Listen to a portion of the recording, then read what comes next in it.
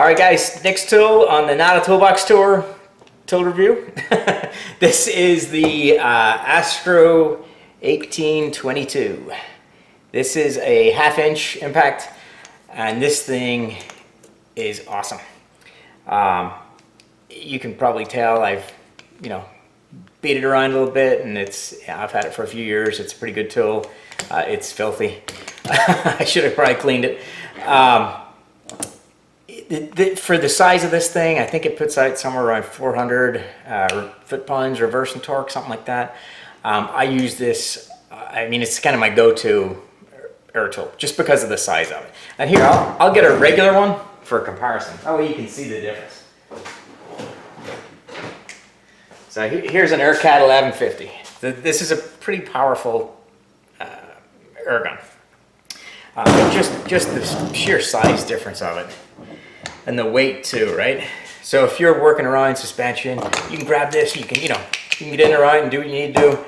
This thing, you're gonna struggle, right? You're not gonna have room, and this thing has a good kick to it. Now, obviously, this does not have the power that this does, right? It just doesn't. But for the most part, you're gonna get away with this.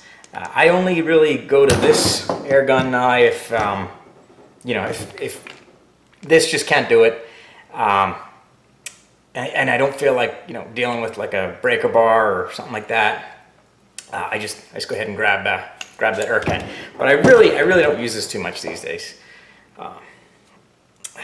You're going to use this on stuff like Honda crank bolts, and really crank bolts in general, depending on the car.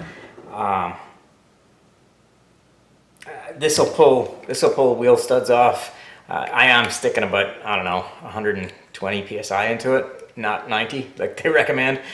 So that may have something to do with the results I get, probably a little better. If you're home with a smaller compressor, this is not going to perform as well.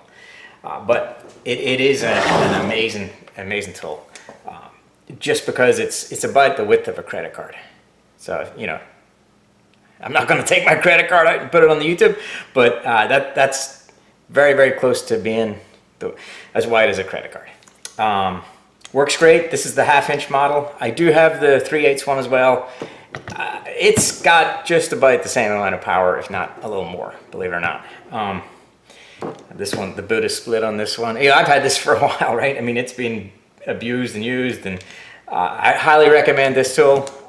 Definitely a great, mid-range 1/2-inch impact. Doesn't make a ton of noise, works great, works smooth, and it has pretty decent trigger control. You can really, you can dial it in halfway if you need to. But for if you're using a 1/2-inch impact, you're giving it the beans, right? You're not really going to need a lot of trigger control. But this one works great. 1822, I think I said that was the number. There you go. Yeah, would definitely recommend this tool. Very, very good. Use it all the time.